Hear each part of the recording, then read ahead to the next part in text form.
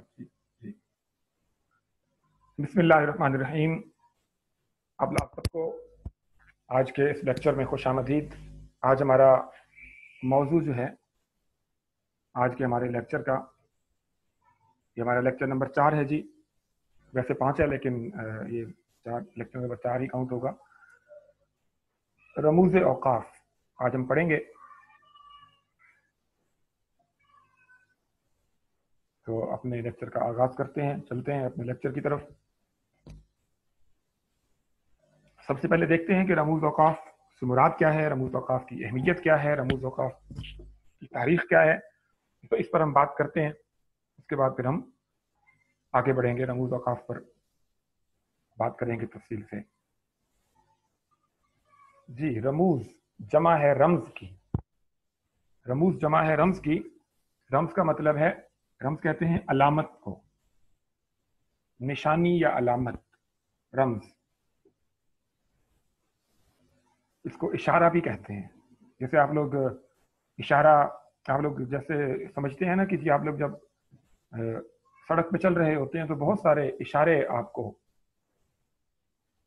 मतलब इशारा कहते हैं कि वो चीज़ जो ज़्यादा तफसील से बयान न की जाए, इशारतन कही जाए। जैसे आप इशारे देखते हैं सड़क पर कि आप रुक जाते हैं, जब सुर्ख इशारा जलता है आप तैयारी कर लेते हैं, जब सर्द इशारा जलता है और फिर आप चल पड़ते हैं, जब ग्रीन इशारा, तो आपको पता होता है कि ये इशारा इस चीज़ का है, तो आप उसके मुताबिक हरकत करते हैं, सबको पता होता है।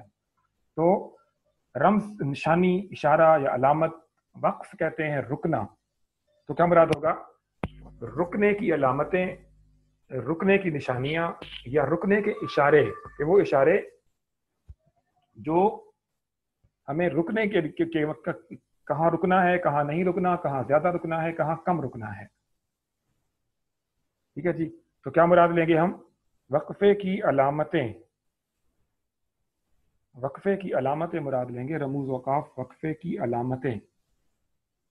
ठीक है, वो अलामात या वो निशानियां या वो इशारे जो तहरीर में एक जुमले को दूसरे जुमले से या किसी जुमले के एक हिस्से को दूसरे हिस्सों से अलहदा करें। दोबारा पढ़ देता हूं। वो अलामात जो तहरीर में एक जुमले को दूसरे जुमले से या किसी जुमले के एक हिस्से को दूसरे हिस्सों से अलहदा करें, इनको हम कहते हैं रमूज़ औक़ाफ़। आगे चलते हैं।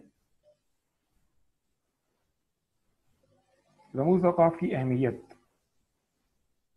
सबसे पहले एक बात आप सब अपने जहन में रखें कि रमूज़ औक़ाफ़ का इस्तेमाल चूँकि लिखने और बोलने में होता है, ख़ास तौर पर लिखने में होता है, तो इसका ताल्लुक अबलाग से है, कम्युनिकेशन से है, बातचीत से है।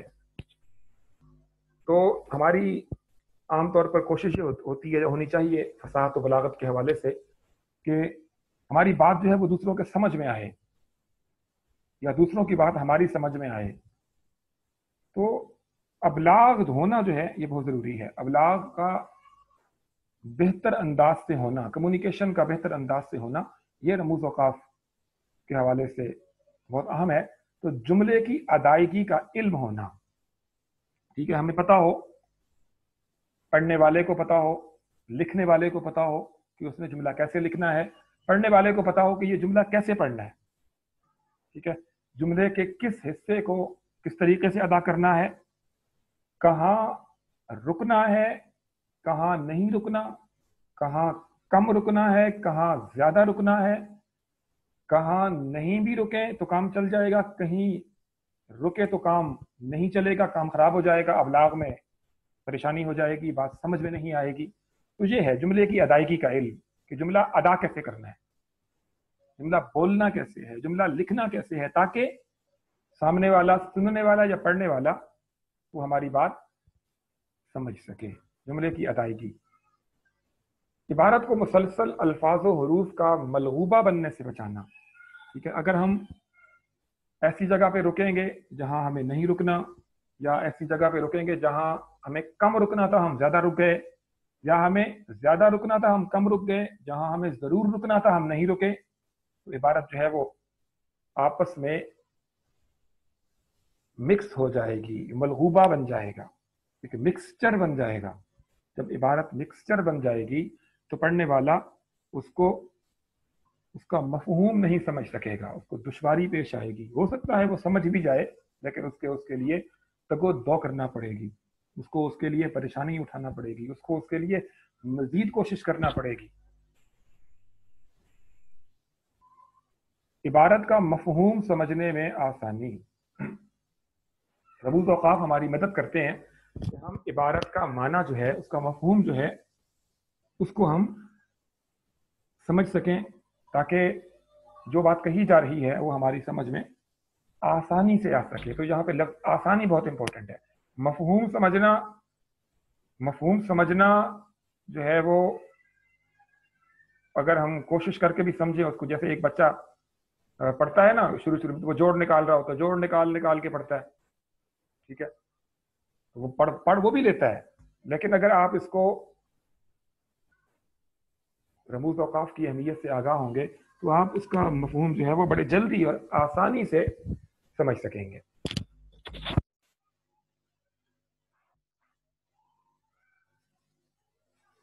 عبارت کے ہر جز کی اہمیت، اگر عبارت جو ہے، پیراگراف جو ہے، عبارت ہے، تحریر ہے، اس کا پتہ ہو ہمیں کہ اس میں سے کس جز کی اہمیت زیادہ ہے، کس جز کی اہمیت کتنی ہے، یہ بھی ہمیں رموز اوقاف بتاتے ہیں کہ کہاں رکیں گے تو کہاں نہیں رکیں گے، تاکہ اس عبارت کا ہر جو حصہ ہے وہ ہماری سمجھ میں آ جائے اور اس کی اہمیت ہمارے سامنے ہو، یہ بھی رموز اوقاف ہمیں بتاتے ہیں۔ نظر کو سکون حاصل ہونا، تھکاوٹ سے محفوظ رہنا، ہماری آنکھیں جو ہیں یہ جب کسی ایسی چیز کو، کسی ایسی تحریر کو دیکھتی ہیں کہ جس کی ہمیں سمجھ نہیں آ رہی ہوتی، فار ایگزامپل چلیں اب آپ اس کو مزید آسانی سے سمجھ لیتے ہیں کہ کسی ایک کوئی ایسی زبان جو آپ کو نہ آتی ہو، فار ایگزامپل ہم ہندی کی بات کر لیتے ہیں، ہم اردو پڑھ رہے ہوتے ہیں نا، تو کہیں پہ اگر ہندی کا رسم الخط ہمارے سامنے آ جائے ہم اس کو نہیں سمجھ سکتے، یا چائنیز کو دیکھ لیں یا پشتو کو دیکھ لیں، تو ہماری سمجھ بھی نہیں آ رہی ہوتی، تو ہم اگر اس کو ہم پڑھنا چاہیں تو ہم نہیں پڑھ سکیں گے، ہماری آنکھیں جو ہیں ان کو تکلیف ہوگی۔ یا کوئی ایسی تحریر ہو جو ایسی لکھی ہو کہ کچھ الفاظ سمجھ میں آ رہے ہوں، کچھ نہ آ رہے ہوں، تب بھی ہماری نظر جو ہے وہ ہم اس پہ توجہ کرتے ہیں، آنکھوں پہ زور پڑتا ہے اور ہمیں تکلیف ہوتی ہے۔ یا کوئی ایسی تحریر ہو جو مدھم لکھی ہو، آج کل تو کمپیوٹر کا دور ہے، آپ دیکھتے ہیں موبائل کے اوپر مدھم لکھی تحریر بھی ہم تھوڑی دیر کے لیے پڑھ سکیں گے، اس کے بعد ہم اکتا جائیں گے، تھکاوٹ ہونے لگے گی، آنکھوں کو تکلیف ہوگی۔ سیم ایسے ہی اگر عبارت بغیر رموز اوقاف کے لکھی ہوگی، بغیر رکے، بغیر ٹھہرے، بغیر کسی وقفے کے لکھی ہوگی، تو تب بھی ہماری نظر جو ہے اس کو کچھ سمجھ نہیں آئے گا، وہ پریشان ہو جائے گی اور تھکاوٹ کا شکار ہو جائے گی۔ تو رموز اوقاف کی ایک اہمیت یہ بھی ہے کہ نظر جو ہے وہ سکون میں آ جاتی ہے، پڑھتے پڑھتے بڑھتی چلی جاتی ہے اور معنی بھی ہماری ذہن میں، ہماری سمجھ میں آتا چلا جاتا ہے۔ جی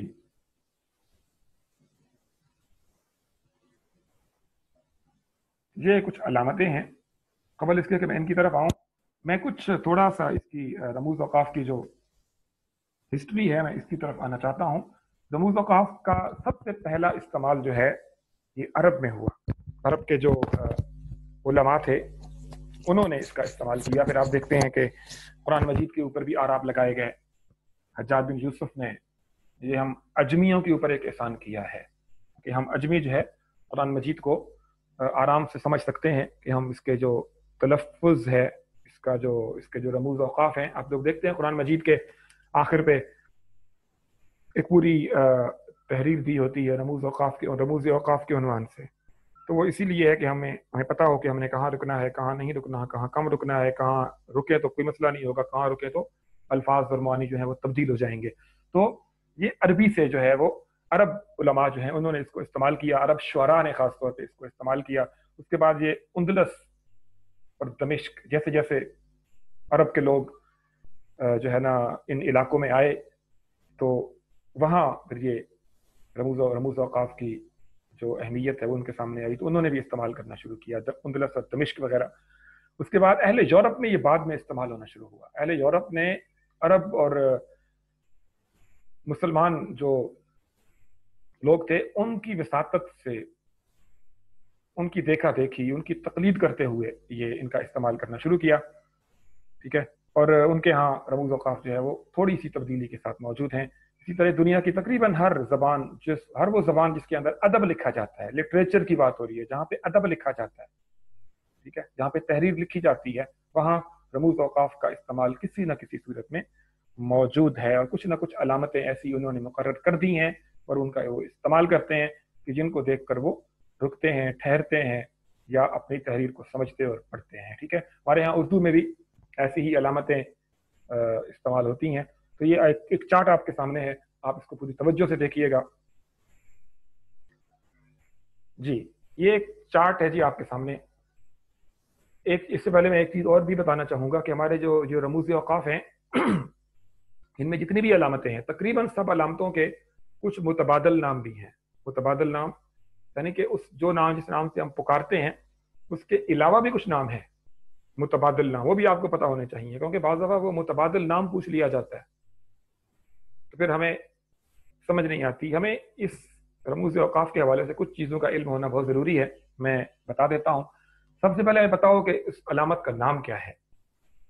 نمبر 2، اس علامت کا متبادل نام کیا ہے. ہم جب آگے چلیں گے نہ پڑھیں گے ہر علامت کو تو ہم اس کا متبادل نام بھی ساتھ ساتھ بتائیں گے آپ کو. تو اصل نام کیا ہے، جیسے یہاں پہ پہلے نمبر پہ دیکھیں سکتہ. اس کے بعد ہم دیکھیں اس کا انگریزی نام کیا ہے، اس کو انگریزی میں کیا کہتے ہیں، کیونکہ انگریزی ایک بین الاقوامی زبان ہے، اس زبان کے اندر بھی یہ رموز اوقاف جو ہیں وہ موجود ہیں. تو ہمیں پتہ ہونا چاہیے کہ اس کی علامت کیا ہے، پھر اس کا انگریزی نام کیا ہے، پھر اس کی علامت کیا ہے. ٹھیک ہے، یہ 4 چیزیں تو ہمیں ہر علامت کے بارے میں پتہ ہونا چاہیے کہ علامت کا نام، علامت کا متبادل نام، علامت کا انگریزی نام اور اس کی علامت، اور پھر اس کے بعد اس کا استعمال کہاں پہ ہوتا ہے، کس کس جگہ پہ کیسے کیسے اس کا استعمال ہے. تو یہ 5 چیزیں جو ہیں یہ ہمارے علم میں ہر علامت کے بارے میں ہونی چاہیے اور یہی رموز اوقاف ہے. ٹھیک ہے، تو یہ 10 علامتیں ہمارے سامنے ہیں، ان میں سے ہر علامت کا استعمال جدا ہے. سکتہ، آپ دیکھیں سکتہ علامت دیکھیں آگے الٹا کاما ہوتا ہے، اس کا یاد رکھیں. کچھ لوگ اس کو سیدھے کامے سے لکھ دیتے ہیں، وہ غلط ہو جائے گا. تو کیونکہ اگر آپشن آ گیا کہ سکتہ کی علامت کیا ہے تو آپ لوگ اس کو درست اس کو یہ الٹا نیچے سے اوپر کی طرف لکھا جاتا ہے، اس کو کاما انگریزی میں کہتے ہیں.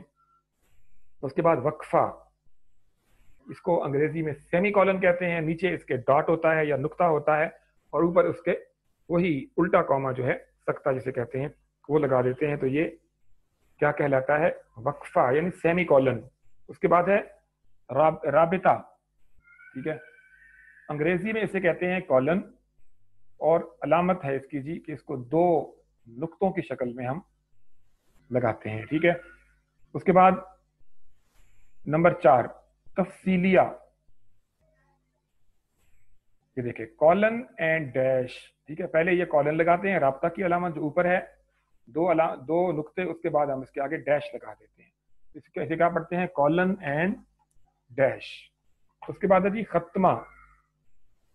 ختمہ فل سٹاپ، انگریزی میں اس کو فل سٹاپ کہتے ہیں. انگریزی میں اس کے لیے ڈاٹ استعمال ہوتا ہے، لیکن اردو میں ہم تھوڑی سی ایک لائن جو ہے، تھوڑی سی کٹ جو ہوتا ہے، جس کو قلم جو ہوتا ہے کٹ کہتے ہیں اس کو، اس پورا کٹ جو ہوتا ہے وہ قلم رکھ دیتے ہیں تو پورا کٹ ہوتا ہے. ویسے ہمیں لگتا ہے کہ یہ لمبائی میں ہے، یہ لمبائی نہیں ہے، کیونکہ انگریزی جس قلم سے لکھی جاتی ہے وہ ڈاٹ، وہ باریک قلم ہوتا ہے. اردو کے لیے کٹ کا قلم استعمال ہوتا ہے یا تھوڑا موٹا قلم ہوتا ہے. تو وہ جو پورا کٹ ہوتا ہے، کٹ قاف اور توئیں قط، ٹھیک ہے نا، قلم کے سرے کو قط کہتے ہیں جو کٹا ہوتا ہے، اس کو پورا جب اس کے اوپر رکھ دیتے ہیں تو وہ علامت بن جاتی ہے. تو یہ ہے یہ بھی ڈاٹ، لیکن یہ جو کہ اردو کا انداز مختلف ہے تو یہ اس حوالے سے مختلف ہے. ٹھیک ہے، تو ختمہ. آگے ہے سوالیہ، سائن آف انٹیروگیشن، سوالیہ. تو اس کا دیکھیں کوسچن مارک دیکھیں، اس کی یاد رکھیں کہ انگریزی چونکہ لیفٹ سے رائٹ لکھی جاتی ہے، لہٰذا اس میں سوالیہ کی جو شکل کا جو منہ ہوتا ہے وہ لیفٹ سے رائٹ کی طرف ہوگا، سوری رائٹ سے لیفٹ کی طرف ہوگا. ٹھیک ہے، اردو میں جو ہے، اردو چونکہ رائٹ سے لیفٹ لکھی جاتی ہے تو وہاں پہ اس علامت کا جو منہ ہے وہ کیا ہوگا جی، لیفٹ سے رائٹ کی طرف ہوگا. ٹھیک ہے، سوالیہ. اس کے بعد ہے فجائیہ. اس علامت کے کچھ اور بھی نام ہیں. ٹھیک ہے، استجابیہ بھی اسی کو کہتے ہیں اور ندائیہ بھی اسی کو کہتے ہیں، فجائیہ. तो साइन ऑफ एक्सक्लेमेशन हिजाइया, इसकी अलामत देख लें आप, ऊपर से नीचे जो है ना छोटी सी लकीर है, उसके बाद उसके नीचे डॉट है, उसके बाद कौसैन ब्रैकेट्स। तो ये तीनों ब्रैकेट्स होती हैं हमारे यहाँ, जिसे कहा जाता है छोटी ब्रैकेट, दरमियानी ब्रैकेट और उसके बाद बड़ी ब्रैकेट। तो ये तीनों ब्रैकेट्स को कौसैन ही कहते हैं, कौस, ठीक है जी, कौसैन। कोई भी ब्रैकेट होगी उसको कौसैन कहेंगे। ये जो है ना क्या बोलते हैं उसको कि ये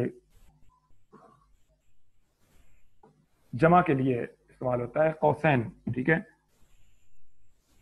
उसके बाद वावैन, इन्वर्टेड कॉमास, वावैन, ठीक है। इसमें याद रखें कि जो शुरू वाले कॉमे होते हैं वो ऊपर से नीचे और जो आखिर वाले होते हैं वो नीचे से ऊपर होते हैं। तो ये उल्टा होता है, शुरू जब होता है तो ऊपर से नीचे और जब खत्म होता है तो नीचे से ऊपर। उसके बाद खत है जी, डैश इसको हम कह देते हैं। तो ये चार्ट है, इस चार्ट को बेशक अपने मोबाइल से तस्वीर बना लें इसकी, या इसको जहन नशी कर लें, या इसको नोट कर लें। ये चार्ट आपके जहन में रमूज औकाफ के हवाले से ज़रूर होना चाहिए। इस चार्ट को, ये एक चार्ट ही काफ़ी है, अगर आप इसको थोड़ा सा समझ सकें ना आगे, तो ये चार्ट आपके बहुत काम आ जाएगा। इसके मुतबादल नाम जो है वो नोट करते चले जाएं तो आपके लिए आसानियां हो जाएंगी। आगे चलते हैं।